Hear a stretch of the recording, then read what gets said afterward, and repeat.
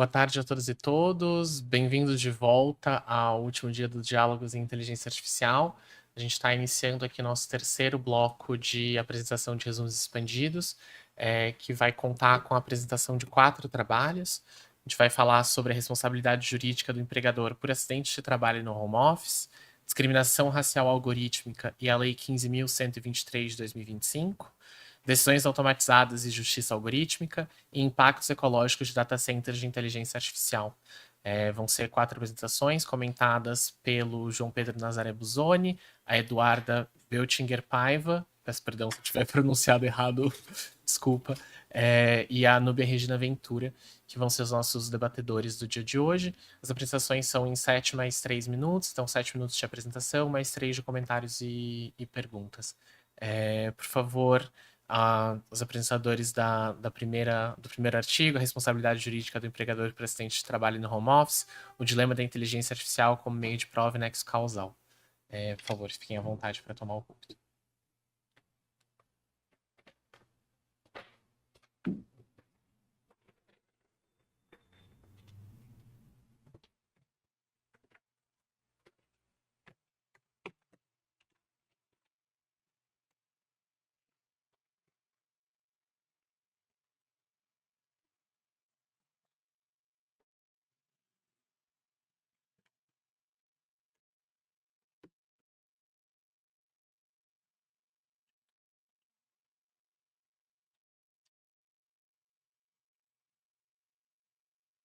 Tem sim.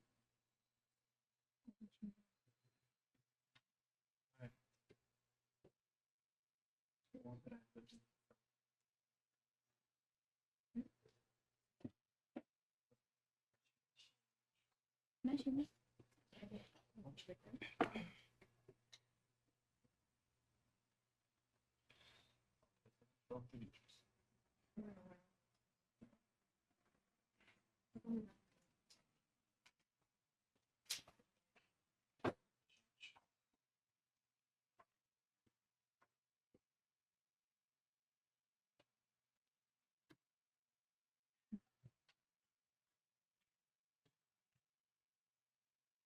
Assim, caso eu queira olhar no seu script, porque o meu vai estar...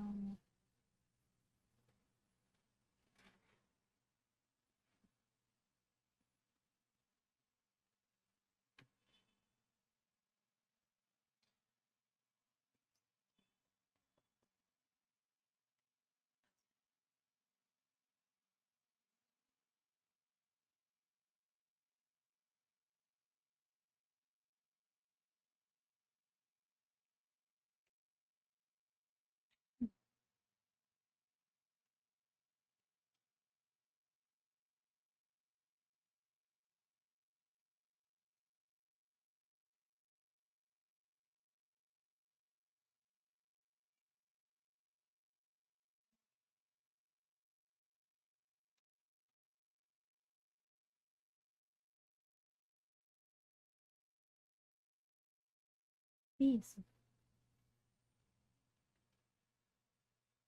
senhor passa o pedido da gente? Eu puxo para você. Ah, tá.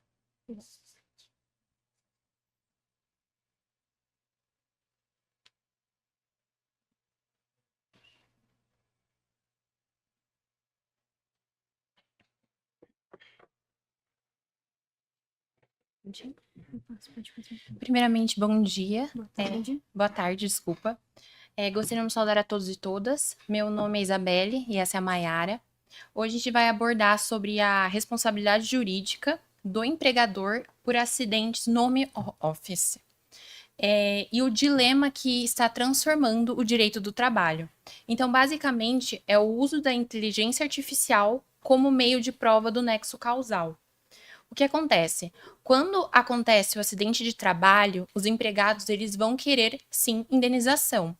E para que haja uma segurança, ou até mesmo para evitar o empregador, o que ele faz? Ele faz com que seja obrigatório o Big Brother, que a gente chama. Esse termo ele será conceituado ao longo desse trabalho. Mas, basicamente, a discussão central é a saúde e a privacidade do empregado versus a segurança do empregador. Vale ressaltar que a pandemia que fomentou o home office. E é importante também a gente distinguir 3 termos, para que não haja uma confusão. O primeiro termo é o trabalho remoto. O trabalho remoto, ele é um termo mais amplo, que quer dizer, significa, né, qualquer trabalho feito fora da empresa. Já o teletrabalho, ele é trabalhar fora da empresa, em qualquer lugar, usando tecnologia, computador, enfim. E que inclusive está previsto na CLT. Já o home office, ele é mais específico ainda. É trabalhar especificamente em casa. Nesse cenário, então, é importante a gente ressaltar quais são os fundamentos legais da responsabilidade do empregador. Porque, por óbvio, embora o labor seja feito no ambiente doméstico, a responsabilidade do empregador se estende a esse ambiente de trabalho. Isso é previsto na Constituição Federal, em seu artigo 7º, inciso 21, ao prever o direito fundamental à redução dos riscos inerentes ao trabalho. E esse entendimento é ratificado pela CLT em seus artigos 75D, 75E e 157, ao prever a obrigação do empregador de instruir sobre as precauções necessárias para a segurança quanto às doenças e acidentes de trabalho, inclusive sobre a necessidade do empregador de também fornecer e manter a infraestrutura necessária, observando que essa responsabilidade se estende, sim, ao ambiente do home office. Complementarmente, a Lei da Previdência Social, número 8.213, de 91, em seus artigos 19 e 21, define o acidente de trabalho como as lesões ocorridas durante a atividade profissional, ou seja, ocorridas no local e no horário de trabalho, de forma que, sim, pode acontecer um acidente de trabalho durante o exercício da atividade profissional durante o home office. Então, o que a gente percebe é que existe, sim, o poder diretivo do empregador de fiscalizar e precaver a ocorrência dos acidentes de trabalho, mas é necessário que ele seja limitado pela dignidade da pessoa humana e pelos direitos da personalidade. Isso está diretamente relacionado ao direito à privacidade no trabalho, porque, embora, como eu mencionei, o trabalho se dê em home office, entende-se sim que a previsão constitucional de direito à privacidade e à intimidade se estende ao ambiente doméstico e deve ser observado. Isso porque existe uma expectativa legítima do trabalhador de que a sua privacidade e intimidade sejam protegidas, mesmo que ele esteja em home office, mesmo que ele esteja usando recursos da empresa. Não à toa que desde 1996, a Organização Internacional do Trabalho traz à tona essa discussão da necessidade de equilibrar a necessidade de fiscalização pelo empregador e a importância de que o empregado tenha ciência prévia de que ele está sendo fiscalizado pelos mecanismos adequados. Inclusive, a gente trouxe alguns casos concretos para ilustrar a complexidade desse tema, como o TRT-13, que ele condenou uma empresa a pagar 30 mil por negligência ao não fornecer cadeira adequada. Então, demonstrando uma certa responsabilidade por omissão no dever de cuidado. Em contraste, o TRT-5, ele negou indenização por lesão causada por animal doméstico, reforçando o nexo causal entre o acidente e a atividade laboral. E por último, o TRT-9, que ele indenizou funcionário obrigado a manter câmera ligada durante a atividade laboral, considerando violação da privacidade e fiscalização excessiva. Então, o que a gente conclui é que, de acordo com essa jurisprudência, é que não existe uma regra única, o que gera, consequentemente, uma insegurança jurídica. E no ponto central da nossa pesquisa é justamente o dilema do uso da inteligência artificial como mecanismo de prova do nexo de causalidade entre o acidente e a atividade exercida pelo trabalhador. Isso porque o TST tem proposto o uso de algumas tecnologias como forma de demonstrar esse nexo de causalidade, a exemplo da utilização de geolocalização do celular, coleta de dados em nuvens, uso de rastros digitais e análise automatizada de dados. Tudo isso para demonstrar, como a Isabelle mencionou, o nexo de causalidade entre esses dois eventos. O que acontece é que, por um lado, a gente tem essas propostas e, por outro, a gente tem os riscos constitucionais que estão a elas associados. Porque a gente percebe a violação, justamente, da inviolabilidade das comunicações previstas na Constituição, a invasão de dados pessoais do trabalhador, a ofensa a domicílio, bem como a transformação do ambiente do home office em um verdadeiro Big Brother. O que seria esse Big Brother? Nada mais seria do que uma fiscalização contínua e excessiva do empregador, do ambiente de trabalho no home office do empregado, de forma a justificar para evitar os acidentes de trabalho no contexto da nossa pesquisa. Só que, como eu mencionei, há contínua e excessivamente essa fiscalização de forma a ter um conflito entre aquilo que se torna admissível e aquilo que se torna invasão de privacidade. Então, embora a gente identifique o que é admissível, por um lado, a gente também percebe que alguns métodos são invasivos e proibidos justamente porque leva a monitoramento de dados excessivos e a violação do domicílio do empregado. Então, a IA, por um lado, embora ela facilite a prova do nexo causal, é necessário observar que ela também gera grave ameaça aos direitos fundamentais. Então, a gente acredita que a solução ela não está no monitoramento invasivo, mas sim medidas preventivas e éticas, como dar equipamentos adequados. Então, a empresa dá uma cadeira para o funcionário, uma confiança recíproca entre o empregado e o empregador, a orientação contínua, a empresa fazer treinamentos para o empregado de como trabalhar com segurança em casa e documentar tudo aquilo. Então, concluindo, a resposta ela está no equilíbrio entre você proteger o trabalhador, mas sem violar a sua privacidade. Então, nós acreditamos que o caminho é a cooperação e não a vigilância. Muito obrigada. Obrigada.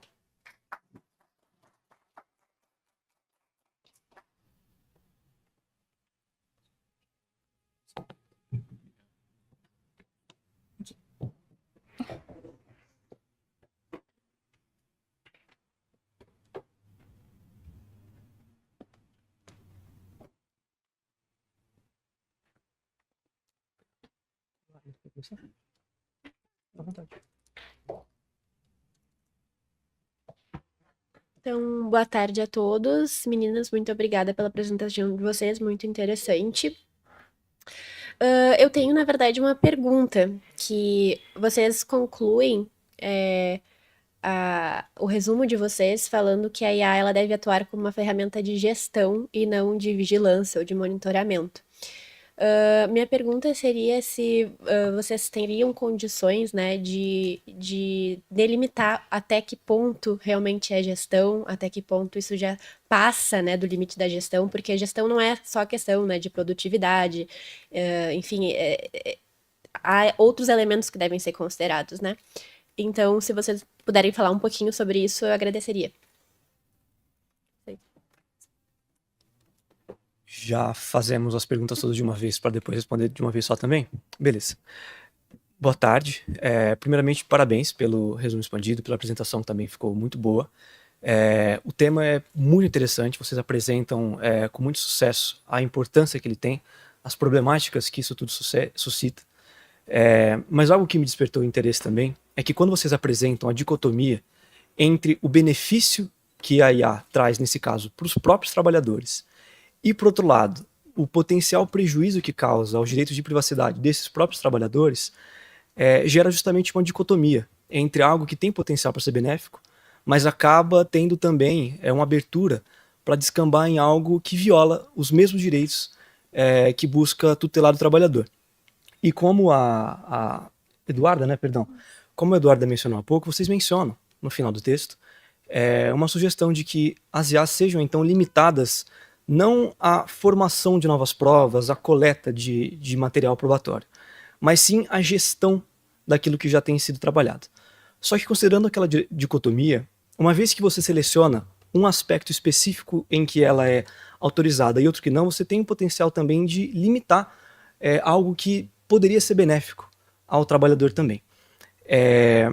Então, um desenvolvimento específico de como é que vocês chegam a essa conclusão, de que um prejuízo, um risco, ele é suficiente para que sejam potencialmente rejeitados os potenciais benefícios, poderia dar um maior rigor à pesquisa também, e eu queria escutar vocês sobre isso.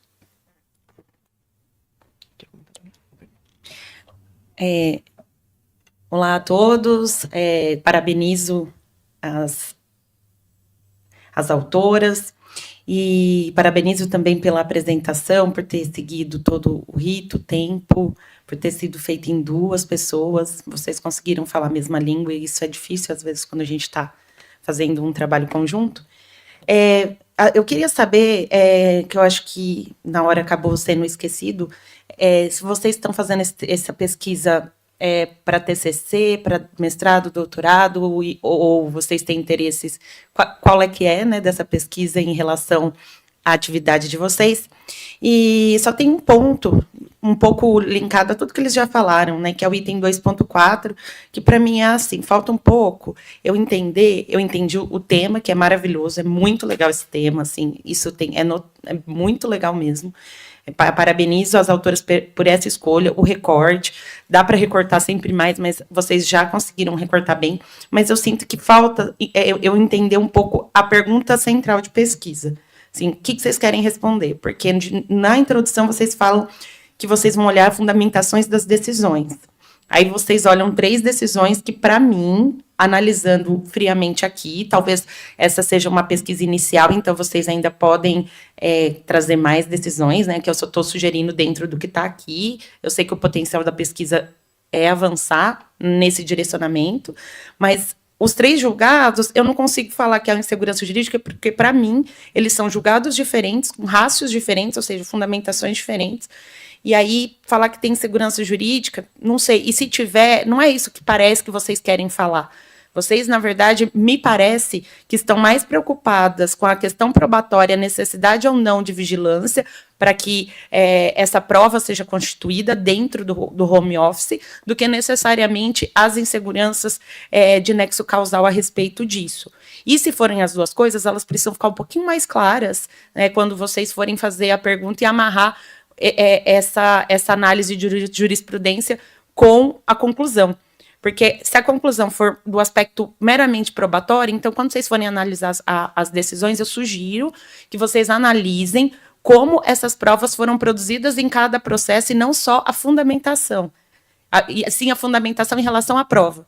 Agora, se não for a questão probatória e eu entendi errado, então aí eu acho que a conclusão talvez não teria que ser tanto sobre a prova, e sim sobre a própria fundamentação em si. Então, eu acho que isso é só uma coisa que conforme vocês aprofundarem nessa pesquisa, não sei se ela já está aprofundada ou não, eu sugeriria de amarrar melhor para que fique claro qual item vocês estão mais focados. E se vocês já tiverem essa resposta e quiserem dar, fiquem à vontade, mas parabenizo pela apresentação, pelo trabalho, e assim como todos os demais, imagino, estamos à disposição também futuramente, a partir desses comentários mais detalhados que a gente vai deixar para vocês.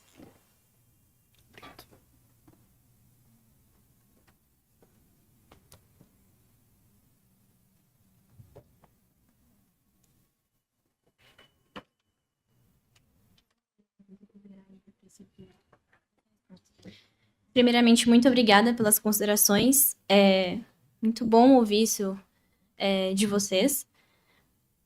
Respondendo a primeira pergunta com relação ao que a gente pretende fazer com isso, a gente está no 4º ano de Direito ainda, então a gente não começou a fazer o TCC, mas a gente tem interesse nessa linha de pesquisa para fins acadêmicos, para tentar posteriormente um mestrado, e principalmente para enriquecimento acadêmico mesmo. A gente gosta bastante de se envolver nessas áreas de pesquisa, inclusive em áreas diferentes, temas diferentes, para a gente ver onde a gente se enquadra, e também para sempre estar atualizado em todos os temas.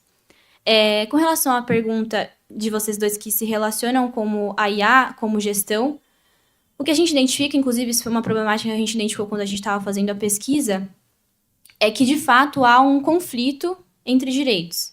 Como o doutor mencionou, na questão de ser um ponto benéfico, até mesmo para o empregador, como prova do nexo causal para fins de indenização, e também com relação ao potencial prejuízo que pode causar para o trabalhador.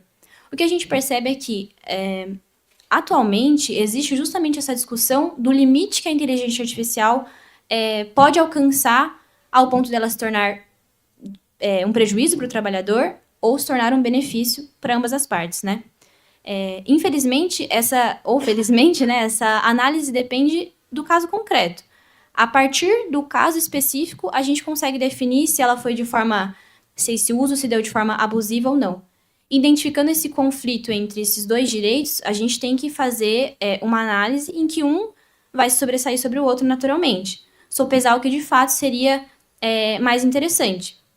E o que a gente percebe é como o direito à privacidade e à intimidade estão previstos na Constituição como direitos fundamentais, o que a gente chegou à conclusão num primeiro momento seria que esses direitos não poderiam ser violados em favor do empregador que busca esse nexo de causalidade ou em favor do próprio trabalhador. Seria talvez um desequilíbrio da relação, impor a inteligência artificial como ferramenta de fiscalização, a exemplo do Big Brother que eu mencionei, em detrimento justamente de direitos fundamentais do trabalhador, especialmente porque o ambiente doméstico é, por natureza, um ambiente muito mais sensível, de intimidade do trabalhador, diferente do que ocorre no ambiente corporativo e empresarial.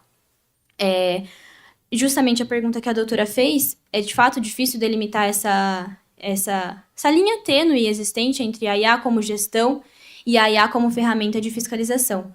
Então, por isso que a gente chegou à conclusão de que, primeiramente, depende da análise do caso concreto e, posteriormente, também utilizar a IA ou mesmo a fiscalização de forma preventiva, na medida em que a gente entende que é difícil abrir mão do direito à intimidade e privacidade, especialmente no ambiente de trabalho, no home office, no caso, né? Eu espero que eu tenha respondido a tudo que os doutores perguntaram e agradeço mais uma vez pelas considerações. Com certeza a gente vai recorrer, sim. Muito obrigado pela disposição.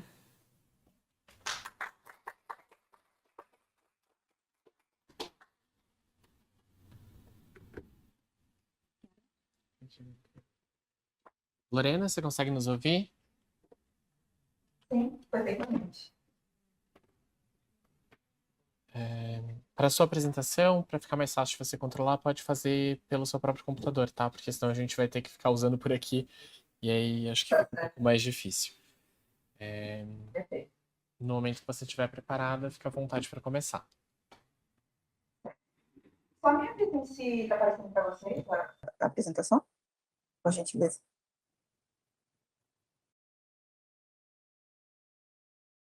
Perfeito, então. Muito boa tarde a todas as pessoas presentes. Eu me chamo Lorena, sou advogada criminalista especializada na atuação em crimes informáticos. Falo aqui de Belém do Pará, situando onde está a nossa pesquisa. Eu faço parte do grupo NEGRID, que é um núcleo de estudos de raça, gênero, interseccionalidades e direito, aqui da Universidade Federal do Pará. Eu estou retornando agora para a pesquisa. Essa é uma pesquisa incipiente, nesse sentido, os comentários dos senhores vai ser de grande valia para o desenvolvimento desse estudo. Então, a minha pesquisa ela vai tratar sobre discriminação racial algorítmica e a Lei 15.123 de 2025. O meu estudo se propôs fazer uma análise interseccional sobre a ótica do princípio da intervenção mínima.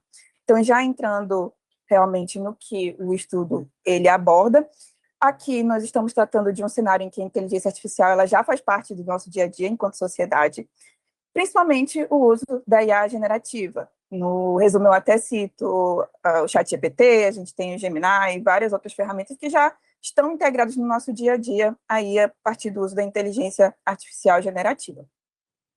Nós estamos tratando, nesse estudo, de situações de incidentes discriminatórios que vêm sido sofridos pelos usuários dessas ferramentas na internet, em diversas situações que têm sido noticiadas aí pelos veículos de comunicação. Nós temos, a partir desses incidentes discriminatórios, o surgimento de novas problemáticas jurídico-criminais, porque, afinal de contas, são discriminações, em muitas vezes, de cunho racial, de cunho de gênero, questões étnicas. E aí, nesse cenário de incidentes discriminatórios, a partir do uso de inteligência artificial, nós tivemos recentemente agora uma alteração legislativa que incluiu no artigo 147b do Código Penal o uso de inteligência artificial, e o próprio tipo penal ele cita outras tecnologias de alteração de imagem e som. Não fica muito claro que se está falando, não se está taxativamente falando, não está no texto que se trata de AI generativa, mas se está implícito que é disso que se está falando, a partir do uso de inteligência artificial ou outras tecnologias de alteração de imagem e som, para majorar uma causa de aumento de pena em casos que venham a versar questões relacionadas à violência psicológica contra as mulheres. E aí, qual é a nossa problemática aqui? Eu pensei em estudar de que modo essa discriminação algorítmica, ela pode impactar na aplicação dessa lei, né, a lei específica que veio alterar aí o Código Penal, considerando a partir de uma análise interseccional e a partir da inobservância ou observância, e o nosso estudo procurou analisar isso, do princípio da intervenção mínima no direito penal brasileiro. Para isso, nós objetificamos aqui analisar de uma forma crítica os impactos da lei, da aplicação da lei, com a inclusão desse aumento de pena, analisando também a ocorrência de discriminação racial algorítmica sob uma ótica interseccional, então questões de raça, questões de gênero, e também examinar quais são os efeitos e a função da inclusão desse aumento de pena, discutir essa expansão do direito penal, especificamente a partir da alteração da legislativa que nós estamos tratando, e investigar como esses sistemas podem reproduzir práticas racistas, discriminatórias, reforçando a seletividade penal que a gente tanto conhece do nosso sistema de justiça. Enquanto metodologia e método, nós fizemos um estudo de abordagem qualitativa, exploratória e crítica, principalmente crítica, a partir do ponto de vista interseccional. Trouxe no nosso estudo, até no final vou apresentar para vocês as nossas referências, a questão de estudos interseccionais. Citei algumas autoras que são fundamentais para o estudo de interseccionalidade, e aqui no Brasil também citei o professor Spencer, que é um grande expoente quando a gente fala de direito penal informático. Analisei especificamente a legislação sob a ótica da interseccionalidade e alguns dados que nós temos a nível nacional com relação ao encarceramento em massa. Isso também a gente cita indiretamente no estudo. Foi utilizado o ChatGPT apenas para revisão, isso a gente precisou deixar bem claro, no resumo, apenas para a revisão final do texto, tá certo? Então, foi utilizada também inteligência artificial no estudo. Primeiro ponto de discussão que nós temos aqui. A discriminação algorítmica, ela acaba trazendo muito à frente, fica muito nítido que o mito da neutralidade que existe na tecnologia, no sentido de que o discurso que a gente vê na área de TI, na área das engenharias, é de que a tecnologia ela seria neutra. A tecnologia ela não teria nenhum tipo de viés. Só que aí cada vez mais, a gente consegue observar que isso não é uma realidade, principalmente considerando que essa inteligência artificial ela é treinada com dados que acabam reproduzindo alguns padrões sociais que nós temos. Então, se a sociedade, historicamente, ela acaba reproduzindo um determinado racismo estrutural, é claro que, com esses dados que são alimentados, a inteligência também artificial vai acabar reproduzindo esses vieses discriminatórios, vai acabar reproduzindo esse racismo estrutural a partir da tecnologia. Também nós temos a análise de que nós temos poucos profissionais, quando a gente fala de diversidade, a gente tem poucos profissionais em cargos de tomada de decisão, quando a gente fala de programação, quando a gente fala de implementação de inteligência artificial generativa e uso dessas tecnologias, de programação dessas tecnologias mesmo, tá? Então, eu até trouxe os ensinamentos da Carla Vieira, que coloquei nas referências do artigo, dizer que na IA generativa, os vieses, eles são uma grande parte inseridos através desses dados de treinamento, né? Então, é ela que vai trazer esse fundamento de que esses padrões eles acabam sendo incorporados e repetidos enquanto estereótipos de gênero e os preconceitos que existem na sociedade e acabam perpassando pela tecnologia também. Então, assim como o mito da democracia racial ele foi utilizado historicamente para perpetuar alguns cenários de discriminação, esse mito da neutralidade da tecnologia também é algo que se passa no sentido de obscurecer as consequências disso tudo que está sendo falado aqui.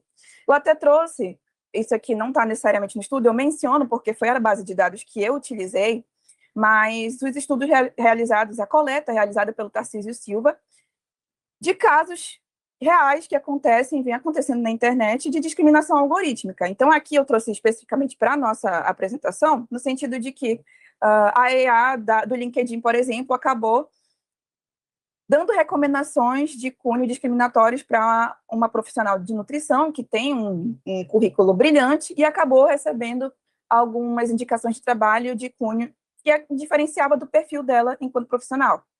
A gente tem também a questão do reconhecimento facial, que, por exemplo, em São Paulo, a deputada Erika Hilton também age para verificar essa questão da proposta dos padrões que são colocados nessa inteligência artificial que faz esse reconhecimento. Dentre os outros casos que nós temos aí, que acontecem e são difundidos na mídia. Já para direcionar para o final da minha apresentação, eu trouxe aqui a questão dos impactos da legislação frente à seletividade penal.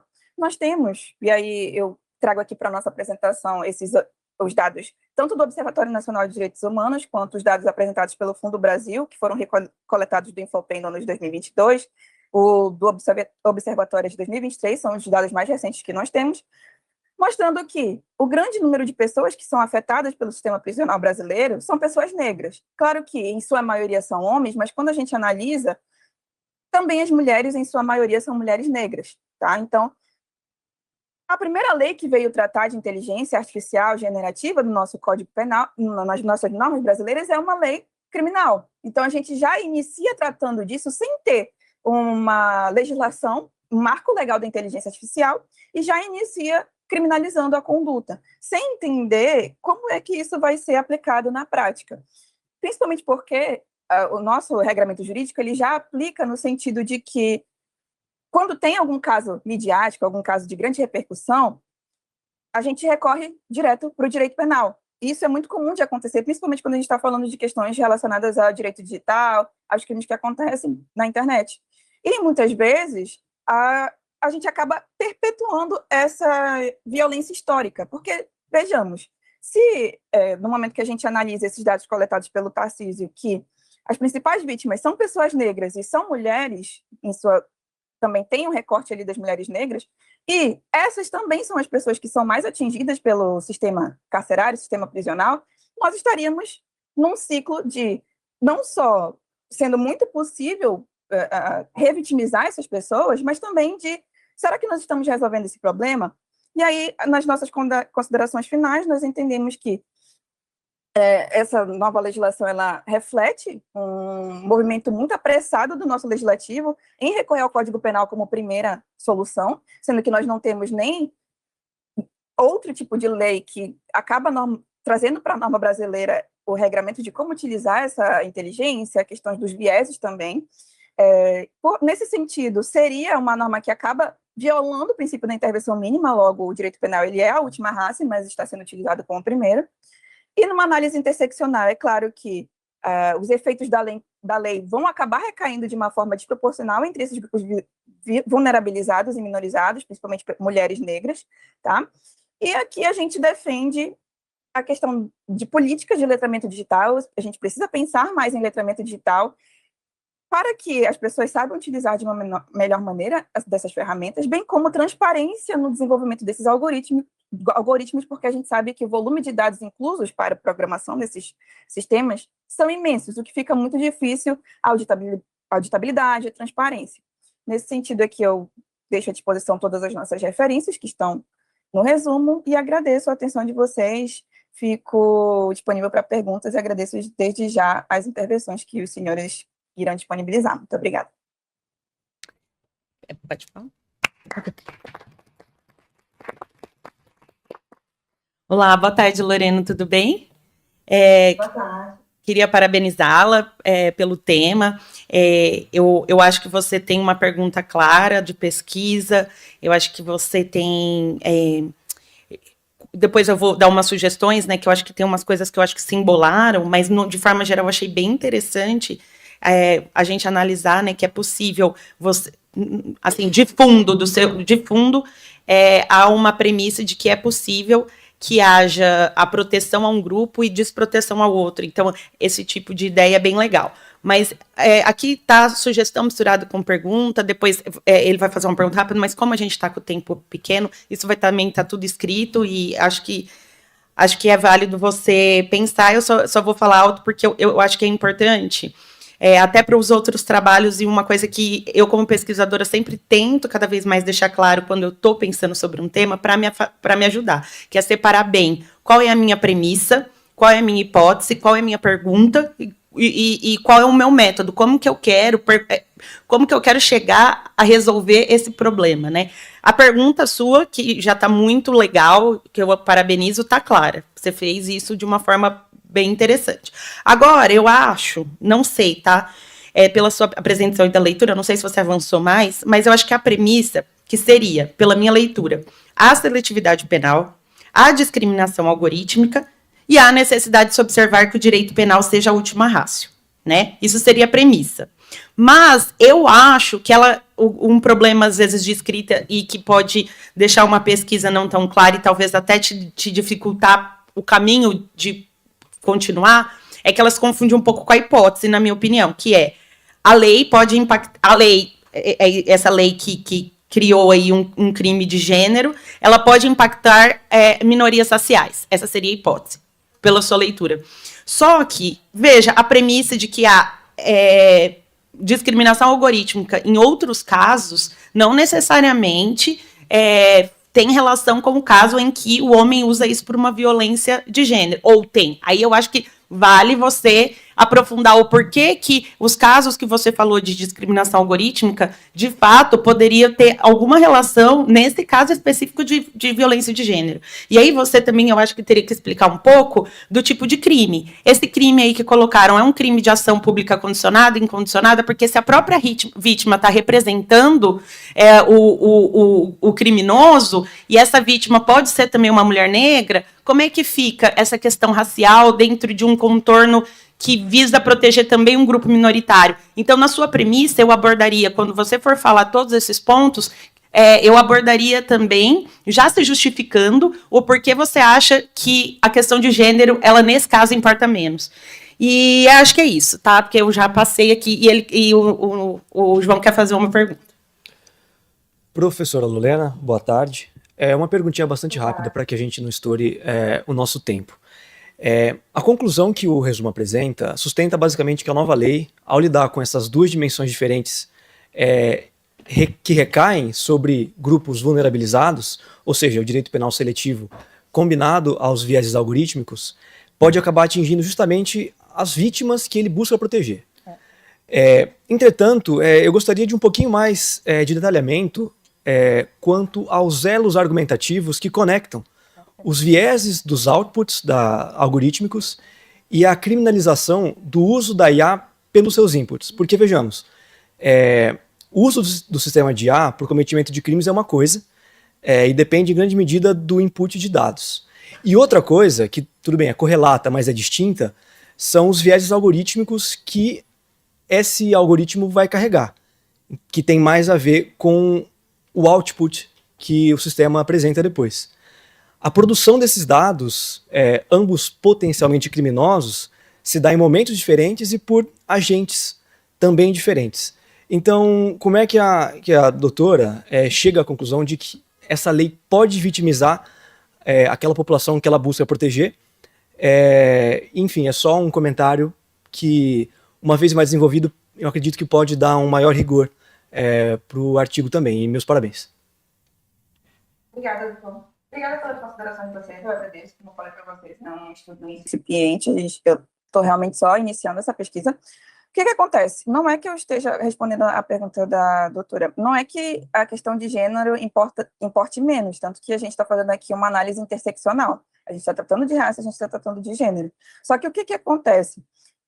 O grande questionamento aqui será que o direito penal ele deve ser a primeira saída para nós tratarmos dessa situação que, muitas vezes, nem sempre, como o próprio doutor falou, o output ele nem sempre vai ser aquilo que se desejava, né? É claro que a tecnologia ela está ali partindo de uma premissa que foi colocada nela, mas nem sempre está muito claro que esse era o resultado final. Então, a gente acaba criminalizando uma conduta que é muito difícil de auditabilizar, em muitos casos. Então, quando eu falo que, e aí já respondendo a pergunta do doutor também, quando a gente está falando de uma situação que aconteceu o crime, a situação criminosa, né? Nós estamos falando de um crime que agora foi incluído no aumento de pena, uso de deepfake para fazer alteração aí de imagens. Ok. Quando a gente fala de que, querendo ou não, a gente acaba vulnerabilizando e tornando essas mesmas pessoas que são vítimas enquanto novamente revulnerabilizadas pelo sistema, eu estou analisando aqui baseada nos dados de que Se o direito penal, ele acaba, eu estou falando do sistema penal como um todo, ele acaba se direcionando principalmente para as pessoas que são inclusas desses grupos vulneráveis, e pessoas inclusas desses grupos vulneráveis acabam sendo as maiores vítimas, e isso não sou eu que estou falando, são os dados que são coletados, os últimos dados de casos que vem acontecendo. Então, a gente não está... a lei ela acaba não sendo eficaz para coibir esse tipo de situação, porque não necessariamente... Eu posso até ter, por exemplo, uma vítima negra e uma pessoa negra que cometeu aquele delito, mas é historicamente sabido que as pessoas negras são as mais afetadas pelo sistema prisional. Existe uma seletividade. Então, é nesse sentido que eu estou falando. Estou falando que nós não estamos pensando em saídas criminais para assuntos complexos que muitas vezes não vai ter a sua eficácia analisada. Não digo nem analisada, a sua eficácia de fato para aquele objetivo que se pensou a lei em início de conversa. Só que falta muito, como eu falei, falta entendimento de como é que funciona essa tecnologia, falta entendimento do próprio legislador para saber, de fato, o que ele entende como inteligência artificial, o que para ele seria o uso dessa ferramenta. Enfim, acredito que tudo está muito incipiente, claro, agradeço as considerações de vocês, acredito que o estudo, sim, com certeza pode melhorar e deve melhorar, inclusive, já que é um estudo inicial. E aí, acredito que é nesse sentido a minha resposta. Acredito que tenha sido suficiente. Espero que tenha sido suficiente. Está ótimo, Lorena. Estamos satisfeitos também e, novamente, parabéns pelo trabalho e pela apresentação.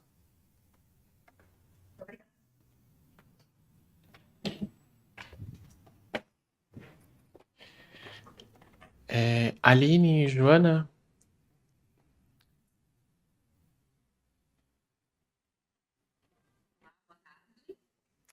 Boa tarde. Sim, a gente escuta vocês. Então, vamos lá. Vou iniciar, então, e depois eu passo a palavra para a Aline para a gente tentar dividir o tempo aí, não estourar muito. Gostaria de iniciar, então, dando boa tarde a todos e a todas, saudando a organização do evento e também os avaliadores. O meu nome é Joana Comparim Marchiori, eu sou graduada em Direito pela Universidade Federal do Rio Grande do Sul. Eu sou especialista em Direito Civil e Processo Civil e mestranda em Direito também pela Universidade Federal do Rio Grande do Sul. E nesse tempo eu tenho desenvolvido estudos que relacionam temas atinentes ao direito e às novas tecnologias. E eu também sou servidora do Tribunal de Justiça do Rio Grande do Sul e apresento hoje, então, junto com a Aline Castilhos, que na sequência também vai falar, e que também trabalha no Tribunal de Justiça do Rio Grande do Sul, então situando um pouco de onde surgiu a ideia, né, do artigo que vem desse lugar. O nosso trabalho ele tem como título Decisões automatizadas e justiça algorítmica, o papel do controle humano na mitigação de opressões sistêmicas. Esse trabalho ele tem como objetivo refletir criticamente sobre o uso crescente da inteligência artificial no poder judiciário brasileiro e os riscos associados à reprodução de discriminações algorítmicas. A pesquisa parte da seguinte pergunta: qual o papel do controle humano na construção de um sistema de justiça automatizado que não reproduza opressões sociais? E para responder essa questão, nós adotamos uma metodologia de caráter bibliográfico e hipotético dedutivo. O estudo, então, ele se baseia numa literatura especializada sobre inteligência artificial e justiça algorítmica, e também a gente analisa declarações institucionais dos tribunais brasileiros ao anunciarem a implementação desses sistemas de IA.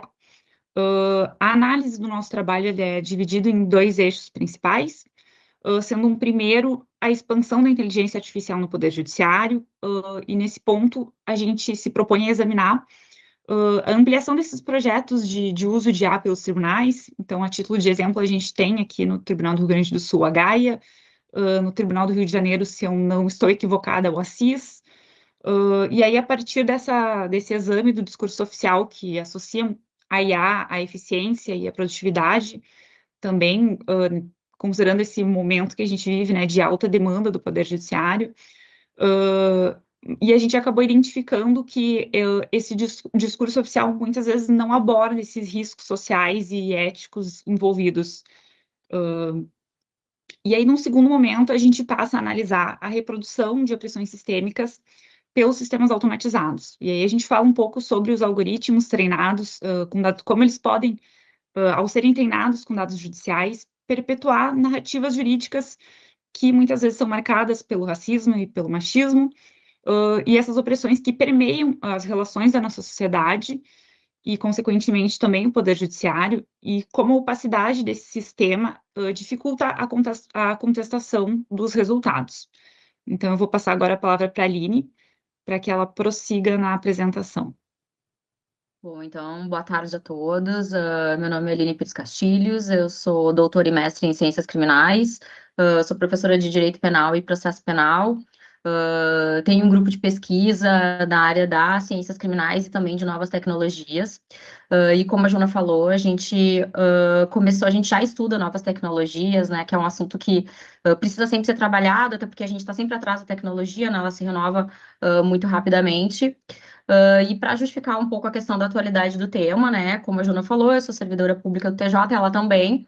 A gente tem a Gaia agora, né, no TJ, e fazem poucos meses, né, na verdade, por mais que a questão do uso da tecnologia da IAR pelos tribunais seja algo já bastante utilizado, né, principalmente pelo STJ há bastante tempo, no Tribunal de Justiça do Estado do Rio Grande do Sul é bem recente, a gente começou com a Gaia em junho, e sempre existe essa questão da preocupação desse viés, né, como que vai vir essa decisão. Então, foi isso que nos motivou efetivamente a fazer essa pesquisa.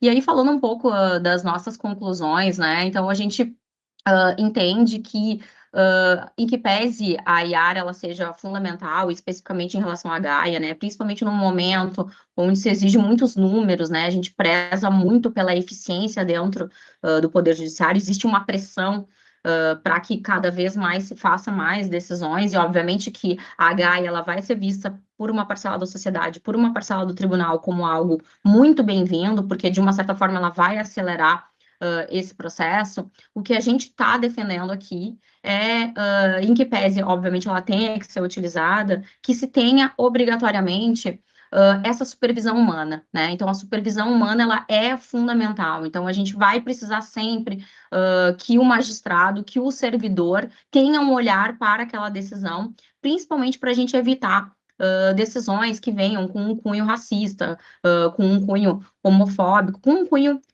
discriminatório, né? E, obviamente, em que pese isso seja fundamental, não só a partir da IAR, mas desde sempre, mas com certeza, com o uso da IAR, isso vai ser mais importante, que exista um treinamento, né? Um treinamento voltado para servidores e magistrados que vão fazer o uso dessa IAR, até pela questão da conscientização, né, de que a IAR ela é uma ferramenta auxiliar, né, ou seja, não é ela que produz a decisão, ela vai trazer um modelo ali decisório, mas esse decisório vai ter que ser analisado a partir de um viés crítico humano, né, do servidor e também, principalmente, né, do magistrado ou do desembargador ali que vai efetivamente transformar aquela minuta numa decisão judicial.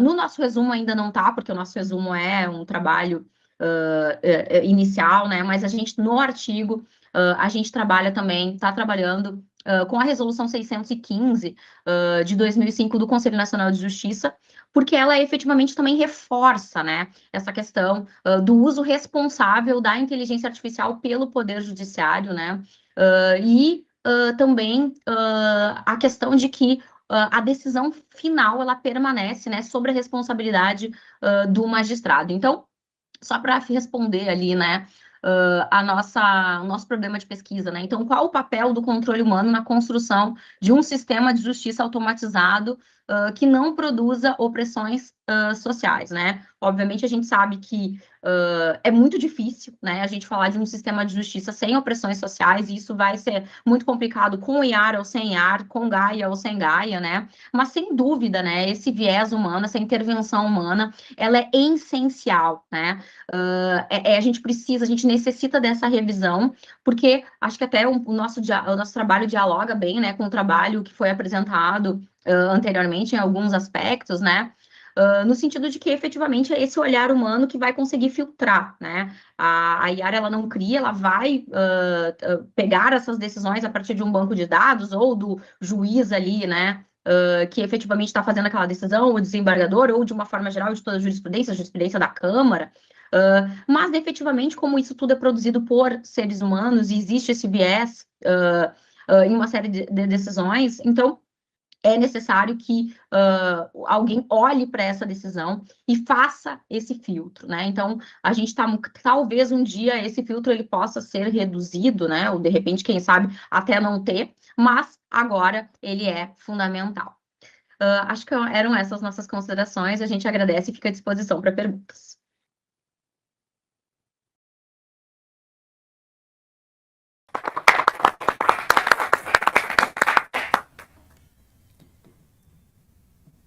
Boa tarde, Aline. Boa tarde, Joana. Parabéns pela pesquisa. Eu achei muito interessante mesmo. Vocês são minhas conterrâneas do Rio Grande do Sul. Eu achei muito interessante. O resumo está muito bem colocado, tá bem estruturado, trouxe direitinho todos os critérios que vocês utilizaram. A pergunta de pesquisa está perfeita. Então, assim, o que eu tenho para contribuir? Gostei que vocês trouxeram a Gaia agora na apresentação. Acho que vocês podem trazer isso no resumo de vocês também, porque é um dos primeiros estados a ter também, né, a inteligência artificial, então acho importante a gente trazer isso também.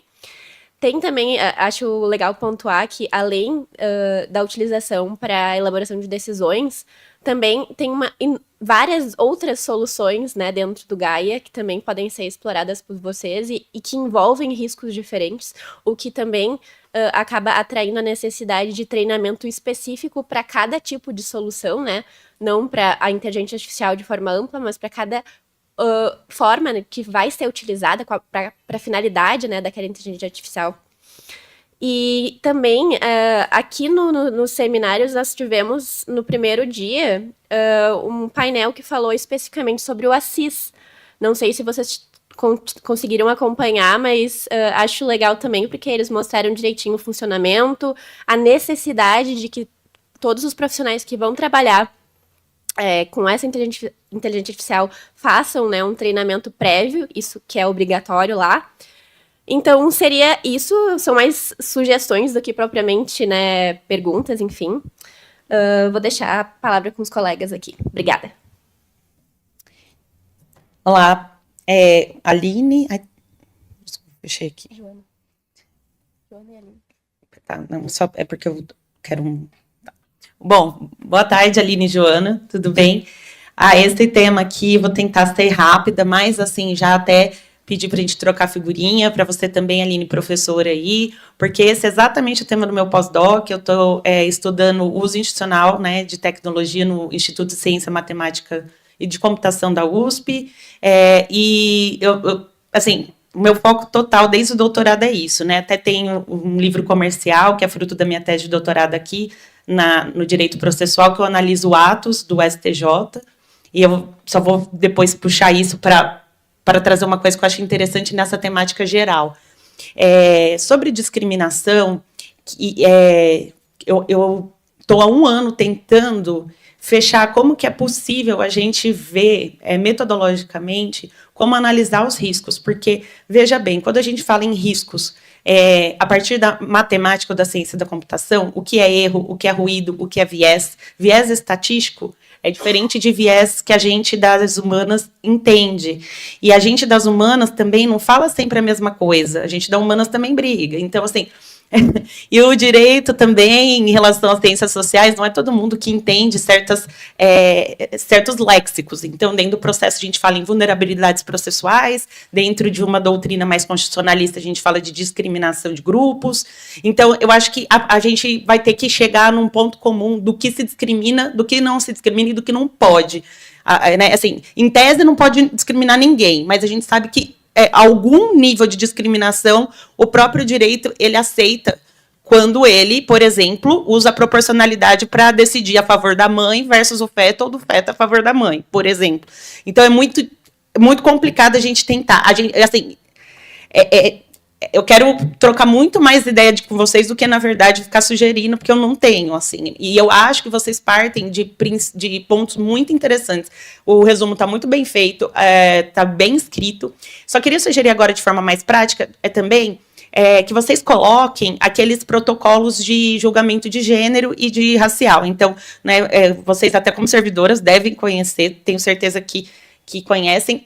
Eu acho que é interessante até olhar aquelas decisões. Eu não sei exatamente como trabalhar com aqueles dados, mas eu acho que aqueles dados podem ser um começo para se trabalhar com decisões sobre viés de gênero e raça no Poder Judiciário, que seriam 2 grupos ali interessantes de se olhar. Eu não sei se é possível, e aqui só jogando, porque é um tema que eu estou pensando sobre, eu não sei se é possível a gente olhar o todo, discriminação no geral. Talvez seja necessário escolher um eixo para aprofundar, ou uma ferramenta, estudar assim, as potencialidades da Gaia e onde talvez ela esteja eventualmente, procedimentalmente, por exemplo, causando algum viés.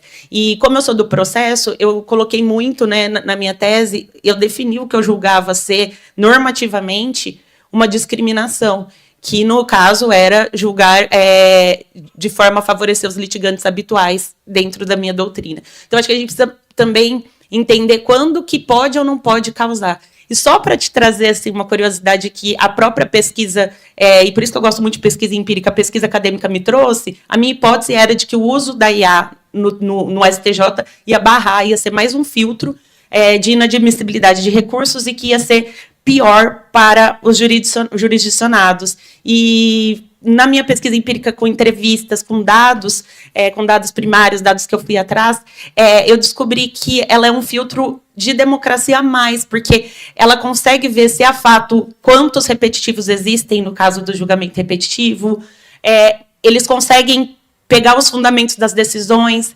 Então, eu acho que, independente para onde vá a sua premissa, desse artigo em específico, talvez seria interessante você aprofundar um pouco mais essa premissa de que o humano é necessário. Não sei se ele é necessário para tudo, não.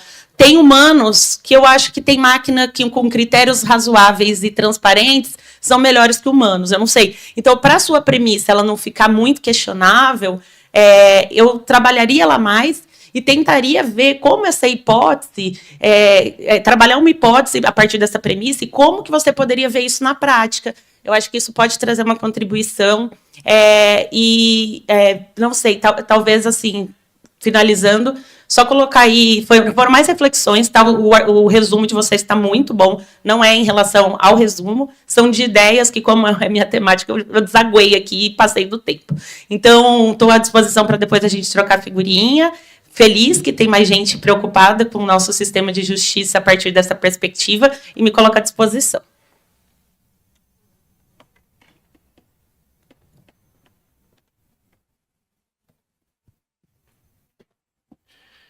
Pessoal, infelizmente, no interesse do tempo, eu vou precisar passar para a próxima exposição, mas a gente pode colocar vocês em contato, inclusive, tá? Para que essa conversa possa continuar. Peço desculpa, mas porque senão realmente a gente vai acabar atrasando muito o próximo painel. Muito obrigado.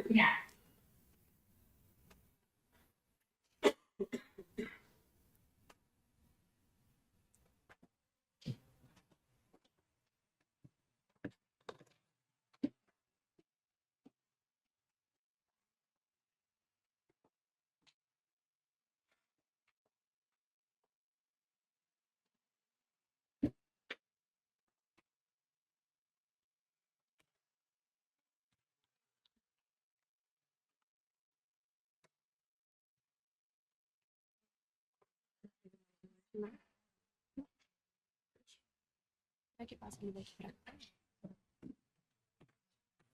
Dá pra puxar? Ah. Obrigada.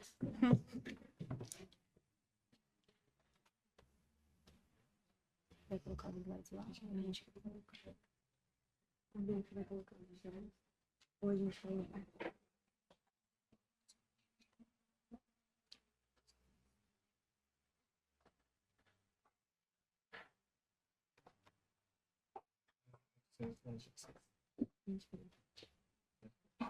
Serviu de mandíbula.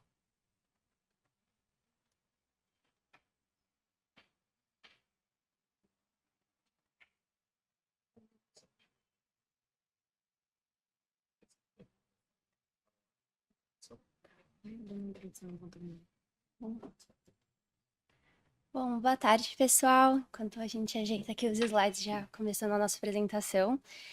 Primeiro, boa tarde a todos. É uma honra muito grande para nós estar aqui hoje apresentando a nossa pesquisa num seminário tão importante com pessoas tão renomadas no mundo da pesquisa.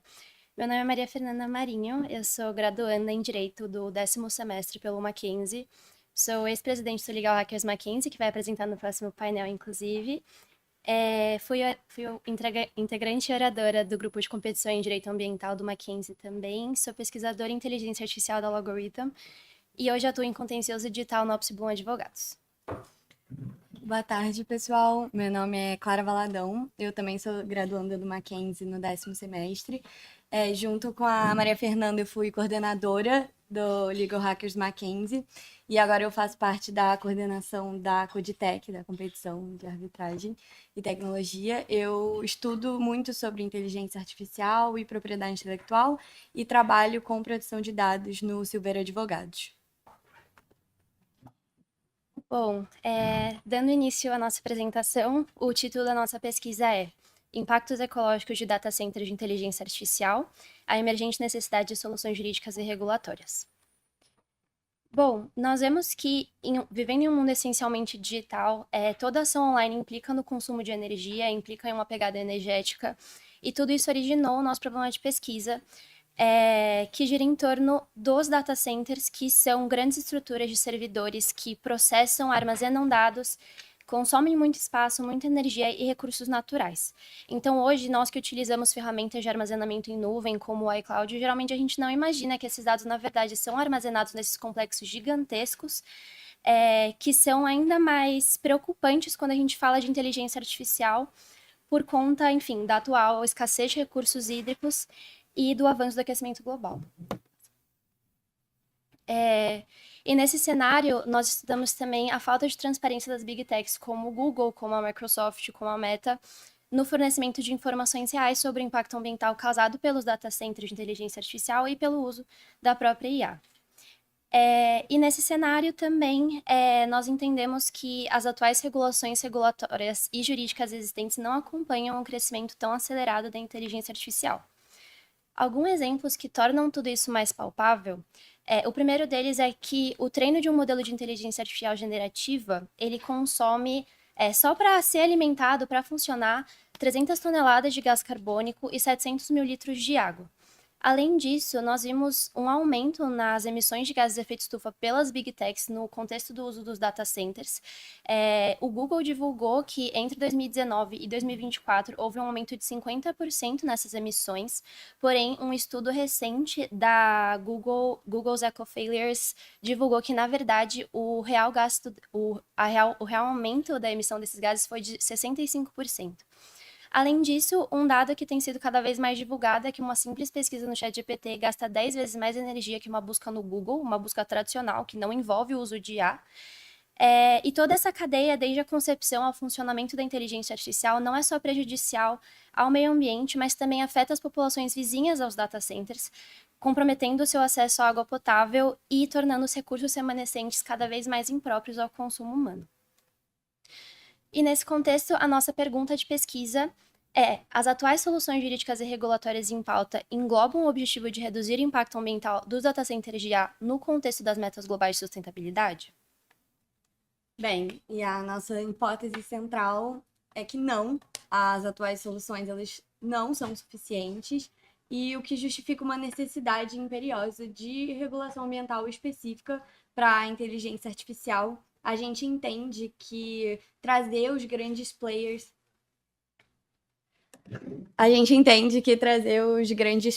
de inteligência artificial para o Brasil é importante, principalmente se a gente leva em consideração essa corrida de IA que acontece atualmente, mas é necessário também contrabalancear essa corrida com uma proteção efetiva do ambiente e da sociedade. Mas isso não significa que não existam discussões normativas sobre o tema. A gente sabe que isso acontece no globo inteiro, mas focando no Brasil, nós temos o PL de IA, que é o PL 2338 de 2023. Porém, ele é meio tímido quando vai falar do impacto ambiental dos data centers em si. no meio ambiente, na sociedade. Ele traz mais questões éticas e sociais da inteligência artificial em si. Porém, nesse ano, em maio, surgiu um novo projeto de lei, que é o 2080, mas ele ainda é meio embrionário, ele vai trazer soluções mais robustas sobre os impactos do data centers, inclusive com relatórios, metas e até mesmo certificações ambientais, mas ainda é necessário uma discussão mais ativa e mais rápida sobre o tema, uma vez que o desenvolvimento da inteligência artificial, ela não espera a morosidade do sistema regulador, e com isso fica claro que esse problema é um problema de várias frentes a serem balanceadas. A disponibilização de uma boa infraestrutura digital é importante para atrair os investidores e as grandes empresas ao Brasil, para o Brasil não ficar de fora desse tema, mas é necessário agir com muita cautela, porque o consumo de água dos data centers é muito grande e, como a Maria Fernanda bem trouxe, ele ainda não é muito claro. As big techs, elas, embora divulguem um compromisso com sustentabilidade, ainda são omissas diante do real impacto dos data centers ao meio ambiente, o que dificulta que os órgãos reguladores ajam de forma certa e minimizem os impactos e tragam soluções efetivas. E isso é uma via de mão dupla, né? Ao mesmo tempo que as big techs necessitam ser transparentes, os órgãos também precisam ter uma voz mais ativa sobre isso. Não adianta ter uma teoria muito forte sobre os impactos se na prática ela é permissiva e ela não vai guiar para o caminho certo o impacto dos data centers. E só assim a gente espera que com o conjunto de diferentes frentes que o Brasil possa avançar não só economicamente, não só monetariamente, né, mas também tenha um desenvolvimento que englobe o crescimento econômico, meio ambiente e as sociedades impactadas. Obrigada. Obrigada.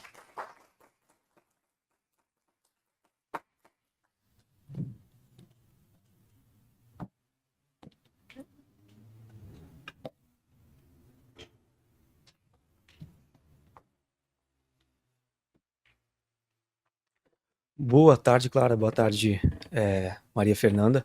Só alguns comentários bastante breves. Primeiramente, parabéns, ficou realmente muito bom o resumo expandido. A problemática ela é muito bem formulada, a apresentação toda ela também é bastante clara, bastante objetiva, então, mais do que qualquer coisa, dar os parabéns pelo trabalho já realizado. E vocês acertam muito também em destacar esse frequente escamoteamento, digamos, dos efeitos ambientais que são ligados à infraestrutura digital como um todo e justamente esse descompasso que há entre o avanço acelerado da tecnologia e, consequentemente, de consumo energético e de emissão de gases de efeito estufa e as soluções ambientais e regulatórias atualmente disponíveis. Minha única dúvida, na verdade, é mais do que um comentário, é que vocês chegaram a mencionar durante o texto que já existem algumas iniciativas regulatórias, inclusive, em outras jurisdições. Então eu gostaria de saber, por gentileza, como é que outras jurisdições têm tratado esse tema, se já existe algum desenvolvimento acerca dessa matéria, especialmente comparando esse desenvolvimento ainda bastante embrionário do Brasil com o que já tem sido apresentado lá fora. Obrigado.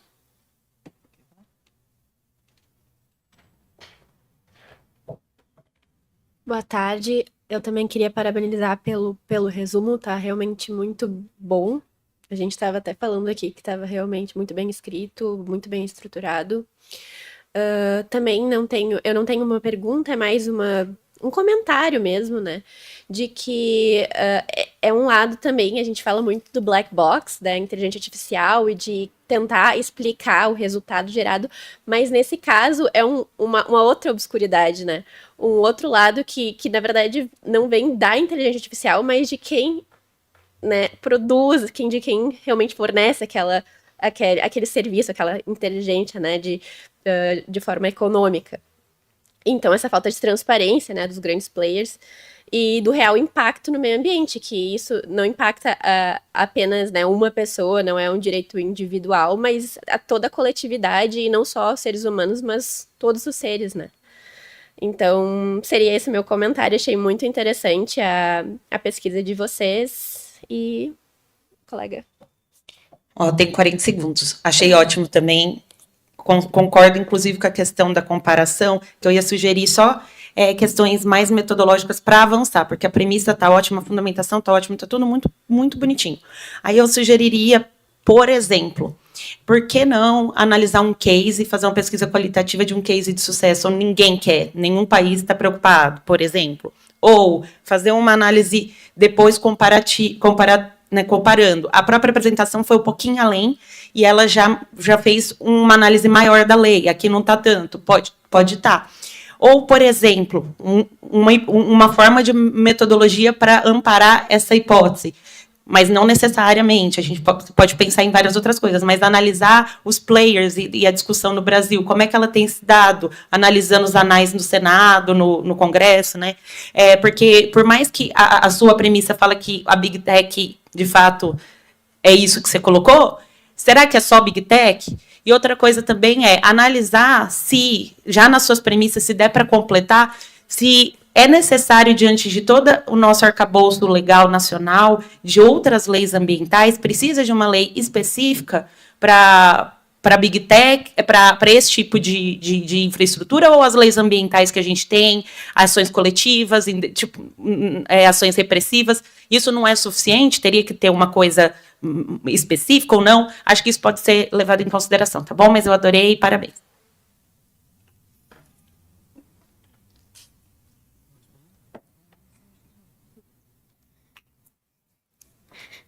Devido ao tempo, a gente vai ter que passar para o painel do Legal Hackers, mas eu agradeço muito vocês, parabéns pelo trabalho, e eu vou chamar o pessoal do painel do Legal Hackers Mackenzie aqui com a gente.